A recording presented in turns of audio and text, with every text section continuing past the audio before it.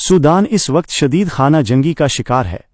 दो बड़ी फोर्सेस यानी सूडानी फौज SF और रैपिड सपोर्ट फोर्सेस RSF एक दूसरे के खिलाफ लड़ रही हैं।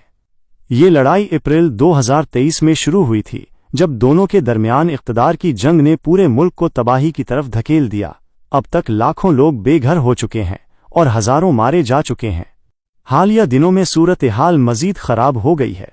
RSF ने दारफोर के शहरुल फाशिर एल फैशर पर कब्जा कर लिया है, जो फौज का आखिरी बड़ा गढ़ समझा जाता था।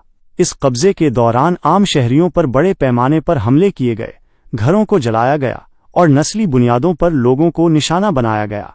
कई रिपोर्ट्स के मुताबिक अस्पतालों, पनाहगुज़ीन कैंपों और बाजारों पर हमलों में सैकड़ों अफराद मारे गए हैं, जिनमें औरतें और बच्चे भी शामिल हैं। मुल्क में इंसानी बहरान खौफनाक हद तक बढ़ चुका है।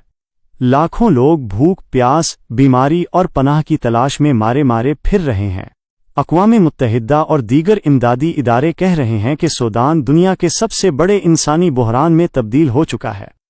तकरीबन 7 मिलियन लोग अपने घरों से बेदखल हो गए हैं और बहुत से लोग पड़ोसी ममालिक में पनाह लेने पर मजबूर हैं। दारफूर के इलाके में हालात सबसे ज्यादा संगीन हैं।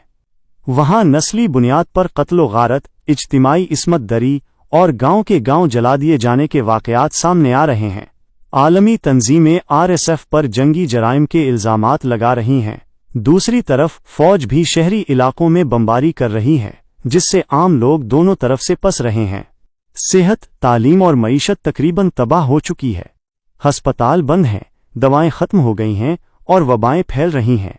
बच्चे स्कूल नहीं जा पा रहे, खाने पीने की आशिया नायाब हैं और मुल्क के कई हिस्सों में कहत का खतरा बढ़ रहा है।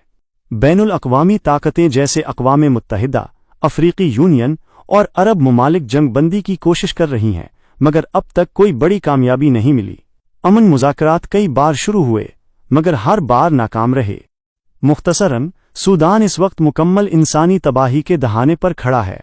ये लड़ाई सिर्फ इक़्तिदार की जंग नहीं रही, बल्कि अब ये आम लोगों की बका की जंग बन चुकी है।